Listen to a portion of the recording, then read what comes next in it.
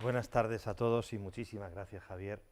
por la presentación tan entrañable, que ha sido para mí también una enorme satisfacción al cabo de tantos años el volvernos a reencontrar y sobre todo el ver que aquello pues sirvió seguramente para algo. Bueno, pues después de la presentación tan brillante de Jorge Blas, es un cargo de conciencia el meteros un tarugo científico aquí, pero yo creo que vamos a ver si somos capaces de sacar algo en limpio. Vamos a ver una de las cosas que se están haciendo en el espacio, que es mandar plantas a que germinen, a que crezcan, pues yo le he planteado en términos de pregunta que yo no voy a intentar resolver, daros una respuesta, sino tratar de ver si al final de la charla pues vosotros mismos sois capaces de responder si efectivamente crecer plantas en el espacio es simplemente un hecho curioso, cosa que no estaría mal, es una cosa realmente interesante para algo más que la mera curiosidad, lo cual estaría todavía mejor, y si además de todo eso, que seguramente lo debe de ser, o me gustaría que fuera, que lo consideraseis así, es además una necesidad. La biología espacial, que es de lo que en definitiva estamos hablando, las plantas son un material biológico, son un ser vivo, por tanto son objeto de la biología, es un resultado necesario de la exploración espacial. Y la exploración espacial es un anhelo humano desde tiempo inmemorial, prácticamente desde que desde el ser humano es ser humano y levanta los ojos al cielo y ve un montón de estrellas y se pregunta qué hay más allá de lo que, del mundo en el que está viviendo, y tiene ganas de conocer aquello y, si es posible, de llegar a poner el pie en algún sitio fuera de eso. Bueno, pues la biología espacial se plantea tal como hoy la entendemos, como una ciencia experimental, dos preguntas generales, dos preguntas globales. La primera es si existen formas de vida fuera del planeta Tierra, formas de vida distintas de las que nosotros conocemos aquí, y eso forma una rama de la biología espacial importantísima, que se llama la astrobiología. Y la segunda pregunta es la contraria, es el punto de vista contrario, que es ver si las formas de vida que conocemos en la Tierra, el propio ser humano, nuestras plantas, nuestros animales, nuestras bacterias, son capaces de sobrevivir, de adaptarse a medios ambientes extraterrestres, a medios ambientes distintos del medio ambiente o de la variabilidad de medios ambiente que encontramos en el planeta Tierra. Y para eso pues lo probamos en naves espaciales, y trataríamos de investigar también si esos seres vivos de la Tierra son capaces de sobrevivir en planetas o satélites distintos de la Tierra. Este objetivo se puede subdividir a su vez pues, en una serie de preguntas más o menos interesantes, pues si vamos concretando la pregunta global: ¿cómo afectan los factores ambientales del medio ambiente extraterrestre? Por ejemplo, la ausencia de gravedad, la radiación, la distinta composición de la atmósfera, la distinta composición del suelo en el caso de las plantas. ¿Cómo de eficaces son los mecanismos de respuesta? Es decir, los seres vivos viven porque se interaccionan con el medio ambiente. El medio ambiente emite señales que el ser vivo es capaz. Jorge Blas nos acababa de ilustrar muy bien ese tipo de cosas. El medio ambiente es capaz de emitir señales, el ser vivo es capaz de recogerlas y de emitir respuestas. Pues ¿cómo de eficaces son esas respuestas del ser vivo frente a señales que son desconocidas habitualmente en su medio ambiente ordinario? Extremando la pregunta, ¿hay organismos capaces de sobrevivir a condiciones extremas? Y una pregunta un poquito más rastrera, pero muy útil, es decir, todo ese tipo de investigaciones, todo ese tipo de preguntas nos sirven para algo, para mejorar nuestras propias condiciones de vida sobre la superficie de la Tierra. Vamos a centrarnos en uno de los componentes ambientales. El medio ambiente exterior, como os comentaba antes, tiene una serie de factores ambientales distintos de los de la Tierra, pero seguramente el más destacado, el más llamativo, el más sobresaliente, es la ausencia de gravedad. Y eso es así porque la gravedad realmente, nos demos cuenta más o menos de este hecho, es un factor ambiental que ha modelado realmente nuestro mundo, nuestra Tierra, nuestro planeta, y nos ha modelado efectivamente a nosotros mismos. Fijaros una serie de procesos físicos en los que la gravedad juega un papel absolutamente esencial: la sedimentación, la flotación, las corrientes de convección, la presión hidrostática. Pero toda la historia de la Tierra, la historia geológica y la historia biológica de la Tierra, todo el proceso evolutivo de los seres vivos ha ocurrido en presencia de gravedad, de manera que la evolución habría sido otra. La evolución y los movimientos hologénicos es decir, la historia de la Tierra y la historia de la vida habría sido otra si el factor gravedad no hubiera estado presente. Y fijaros las actividades que, por ejemplo, en el ser humano, en cualquier ser vivo, pero concretamente en el ser humano, están influenciadas por la gravedad. Pesamos, unos más que otros, gracias a la gravedad. Los fluidos corporales circulan por nuestro cuerpo, circulan por el cuerpo de cualquier ser vivo, de las plantas también, gracias a la gravedad. La postura, la orientación, la respiración, los latidos cardíacos, un montón de actividades. Luego veremos que incluso actividades a nivel celular están influidas por la existencia de gravedad. De manera que si cogemos seres vivos de la Tierra y los colocamos en un medio ambiente sin gravedad, podremos estudiar los efectos de este ambiente sobre esos mecanismos. Ya vamos a entrar en ciencia, ya no vamos a entrar simplemente en un conocimiento superficial o en un conocimiento sensorio simplemente, sino que vamos a hacer ciencia y vamos a estudiar mecanismos celulares y fisiológicos y moleculares que sustentan la vida en la Tierra y fuera de la Tierra. Comprobaremos efectivamente si es cierto en qué medida la gravedad es efectivamente un factor ambiental esencial para sobrevivir. Y conoceremos, que era nuestro objetivo inicial en cuanto a la exploración espacial, si efectivamente la vida terrestre es capaz o no de progresar normalmente o de forma distinta en estas condiciones. Para eso, el ser humano hoy día, el ser humano del siglo XXI, tiene una herramienta importantísima. Fijaros en principio que precisamente desde los comienzos de la carrera espacial ha supuesto el poder realizar una serie de investigaciones, una serie de percepciones, adquirir una serie de conocimientos que el ser humano en toda su historia no había sido capaz de tener a su alcance anteriormente. Es decir, decía que toda la historia de la vida, toda la historia de evolución, toda la historia de la Tierra había ocurrido en presencia de la gravedad. Desde que somos capaces de mandar una nave espacial con seres vivos fuera de la Tierra, somos capaces de poner a esos seres vivos en un ambiente que no han conocido nunca. Pero no han conocido nunca no solo ellos, sino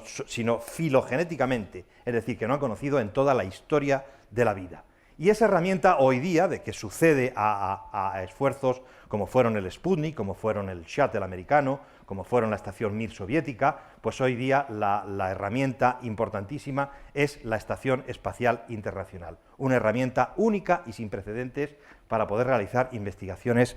en ausencia de gravedad. ¿Es útil, es benéfica para la humanidad la existencia de la Estación Espacial Internacional? Pues en principio es una proeza tecnológica, es decir, hay una serie de datos numéricos en los que no voy a entrar, de lo grande que es, de lo sofisticada que es, cómo obtiene la energía, cómo obtiene el soporte vital de los astronautas que están dentro, en fin, todo eso supone una verdadera proeza tecnológica, de difícil parangón con otras, pero en fin, una de las más importantes de la humanidad en este sentido. El aspecto de la cooperación internacional es impresionante, es decir, yo no pretendo lanzaros el mensaje de que la investigación espacial es la investigación más importante que realiza el ser humano, ni muchísimo menos. Pero lo cierto es que para ninguna otra actividad pacífica humana se ha obtenido el grado de cooperación internacional que se ha obtenido para la Estación Espacial Internacional. La cura del cáncer, la solución del problema del hambre, la solución del problema de la pobreza, la solución del problema de la superpoblación, no han conseguido el grado de acuerdo internacional para la paz que ha conseguido la construcción de la Estación Espacial Internacional, que ha puesto de acuerdo a los Estados Unidos, a Japón, a Rusia, a Europa, a Canadá, a los grandes países desarrollados del mundo. Es un excepcional laboratorio de investigación donde se pueden realizar experimentos de una gran variedad de disciplinas, de física, de biología,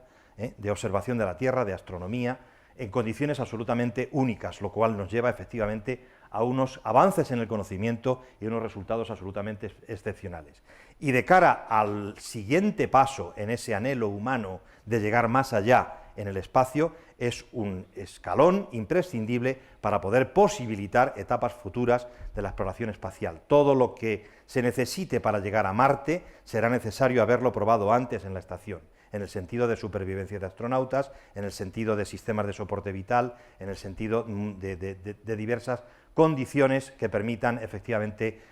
afrontar la llegada a Marte como siguiente etapa del camino de la exploración espacial.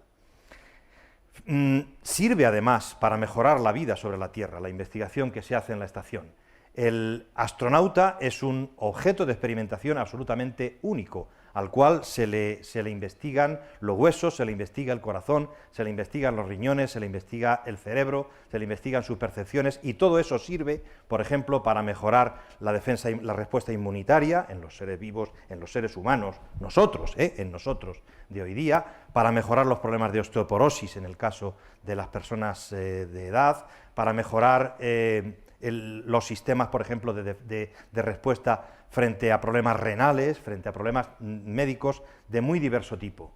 Es un excepcional observatorio de la Tierra desde el punto de vista meteorológico, desde el punto de vista de la predicción de desastres, de la predicción de catástrofes, de la respuesta frente a ellas, y es un único medio para la educación y para la divulgación científica. Yo también lo digo, una vez más digo que esta no es la investigación más importante, pero el componente aventurero, el componente de reto que tiene el astronauta, es capaz de llegar, por ejemplo, a nuestros jóvenes, a nuestros niños, a nuestras escuelas, mucho mejor que cualquier otro elemento de divulgación científica, y es capaz de suscitar en nuestros jóvenes y en nuestros niños mucho más interés y mucha más vocación por la investigación científica que seguramente muchos otros sistemas. Y nos centramos en las plantas. ¿Qué podemos aprender y cómo nos podemos beneficiar de las plantas cuando las ponemos en la Estación Espacial Internacional? Pues ahí tenéis listados una serie de problemas concretos que se plantea el biólogo celular, el biólogo molecular y el botánico de las plantas, y que son efectivamente abordables en buenas condiciones con la investigación que se realiza en la Estación Espacial Internacional. Por ejemplo, el crecimiento de las plantas está dirigido por la gravedad. Las raíces de las plantas crecen hacia abajo y los tallos de las plantas crecen hacia arriba, y eso no es por azar, eso ocurre, eso es absolutamente esencial para la vida de las plantas. La luz dirige también el crecimiento de las plantas. Todos esos factores ambientales, la gravedad y la luz concretamente, que son capaces de incidir sobre la forma en la que crecen las plantas, se llaman tropismos, y cuando faltan esos componentes ambientales, los mecanismos de esos procesos se estudian mucho mejor. Las plantas están sometidas en la Tierra, a diferentes tipos de estrés. Por ejemplo, es un grave problema para la supervivencia de los seres humanos el estrés hídrico de las plantas, el poder cultivar las plantas en ausencia de agua suficiente, o en presencia de suelos demasiado salinos, o en condiciones de temperatura demasiado altas o demasiado bajas. Hay mecanismos de respuesta de las plantas frente a esos estreses que son específicos y otros que son comunes, pues la respuesta al estrés gravitatorio es una forma importante de abordar ese tipo de problemas. Y con todo eso, con todo ese tipo de conocimientos, al final llegamos a uno de los grandes objetivos de la agronomía de hoy día, que es tratar de obtener medios de cultivo de plantas más sostenibles, es decir, que con los medios que tenemos hoy podamos también cultivar plantas hoy y mañana y pasado y dentro de 10 años y dentro de 20 y dentro de 2 siglos. Es decir, que nuestra agricultura terrestre sea sostenible, es decir, que sea durable. Vamos a concretar un par de temas de todos estos. Os decía lo del gravitropismo. El crecimiento de las plantas efectivamente está orientado de esa manera, y eso no es al azar, porque los nutrientes minerales que necesita la planta y que son capturados por la raíz están abajo, están en el suelo, y la luz, que es la fuente de energía mediante la que obtiene, mediante la fotosíntesis, convierte la energía en productos aprovechables para la vida, pues eso la luz se encuentra arriba, está en el sol. De manera que el hecho de que la raíz crezca hacia abajo, y abajo es un concepto gravitatorio, y el tallo crezca hacia arriba, y arriba es un concepto gravitatorio, no es al azar, sino que es absolutamente esencial para la vida de las plantas, es un proceso crucial. Experimentalmente vemos que si nos pasa eso con un tiesto, pues al cabo de unos días ha pasado eso. En el laboratorio podemos poner a germinar unas cuantas semillitas, ellas crecen con la raíz hacia abajo, y si giramos la placa donde están creciendo, pues también observamos que dentro de un cierto tiempo pasa eso. ¿Qué pasa cuando falta la gravedad? Pues cuando falta la gravedad, la planta necesita otro tipo de referencia. Y la referencia más utilizada, la referencia, digamos, supletoria que puede realizar el papel de la gravedad en ese sentido es la luz, de manera que, bueno, si tenemos luz, aunque no tengamos gravedad, pues podemos hacer uso del fototropismo, aunque no tengamos gravitropismo. Y eso es lo que pasa. Lo que pasa es que en presencia de gravedad, efectivamente veis cómo los tallos crecen hacia arriba y las raíces hacia abajo. En ausencia de gravedad, los tallos siguen creciendo hacia arriba, porque la luz está ahí, siguen creciendo en dirección a la luz, pero las raíces han perdido, en cierto modo, unas tienen ese crecimiento fototrópico negativo, pero otras no son capaces y crecen de una forma un poco más desordenada. Si quitamos la luz, llegamos al caos, es decir, esa es la situación en ausencia de luz, donde efectivamente todas las plantitas están alineadas en dirección de arriba hacia abajo, pero cuando falta la gravedad, aquello es un auténtico caos y cada planta crece de una forma absolutamente sin orientación. Como podéis comprender, eso puede llegar a ser dramático, puede llegar a ser crítico para la supervivencia de las plantas. En cuanto a mecanismos celulares y moleculares que son afectados, pues nosotros estamos trabajando fuertemente en este tipo de problemas, en la incidencia de la ausencia de gravedad sobre los procesos de proliferación y de diferenciación celular que son esenciales para establecer el patrón de desarrollo de las plantas. En la punta de la raíz de todas las plantas existe un tejido que se llama el meristemo, y ese meristemo es un poco como las bien conocidas células madre. Son células totipotentes que en un determinado momento son capaces de diferenciarse, de producir cualquier tipo de célula especializada. Y eso lo tienen las plantas en la punta de la raíz a lo largo de toda su vida. Cualquier planta es capaz de regenerar una raíz, de regenerar un tallo en cualquier momento de la vida de la planta, y eso es gracias a estas células meristemáticas. Esas células meristemáticas están proliferando, están dividiéndose continuamente, y en determinado momento alguna de esas células sale de ese ciclo celular, se hace más grande y es capaz de diferenciarse y producir una célula especializada. Bueno, pues en ausencia de gravedad, ese ciclo celular que sucede a las células que se están continuamente dividiendo y que son importantes para mantener esa potencialidad de diferenciación, se destruye, se altera fuertemente, y hemos encontrado que determinados genes que son capaces de regular el ciclo celular se expresan de manera distinta en ausencia de gravedad que en presencia de gravedad. Hicimos un estudio concretamente de la expresión de un listado de genes reguladores del ciclo celular y encontramos diferencias importantes en el grado de expresión de los genes, de manera que fijaros cómo ese proceso que está en la base del crecimiento y del desarrollo de las plantas se nos altera fuertemente, y aquello puede producir daños bastante importantes. Otro tipo de procesos fuertemente relacionados con estos son los procesos de crecimiento celular. La célula tiene que crecer para poder dividirse, es decir, para poder dar lugar a dos células hijas que a su vez sean capaces de hacer crecer a la planta. Bueno, pues esos procesos de síntesis de proteínas que se localizan esencialmente en un orgánulo del núcleo celular que se llama el nucleolo, están también fuertemente alterados en condiciones de ausencia de gravedad. Curiosamente, la planta, todavía no sabemos muy bien cómo, y en eso estamos, es capaz de desarrollar mecanismos de defensa y de supervivencia frente a ellos, de manera que la planta es capaz, de hecho, de realizar un ciclo vital completo, aunque el vigor y la capacidad reproductiva de las plantas hijas no es igual de grande.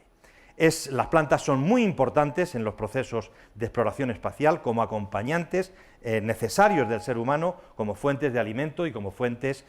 para la supervivencia del ser humano. Hay estudios en marcha que pretenden reproducir ecosistemas terrestres en la nave espacial. Hay un proyecto que se llama MELISA, que replica un ecosistema lacustre con distintos estratos, cuyo objetivo es tener un estrato capaz de recuperar los desechos de la actividad biológica del ser humano y de producirle nutrientes, y esos nutrientes son aprovechados por plantas comestibles. Todo ese proceso es de gran utilidad para el ser humano para mejorar las condiciones de agricultura sostenible, es decir, es capaz de producir mejores sistemas de agricultura en las plantas. Hemos llevado a cabo nosotros unos cuantos experimentos en la Estación Espacial Internacional, el primero de ellos, que fue el primer experimento europeo en biología de plantas que se realizó en la estación, fue el experimento RUT, en el que trabajó el astronauta español Pedro Duque. Posteriormente hemos llevado a cabo el proyecto GENARA-A,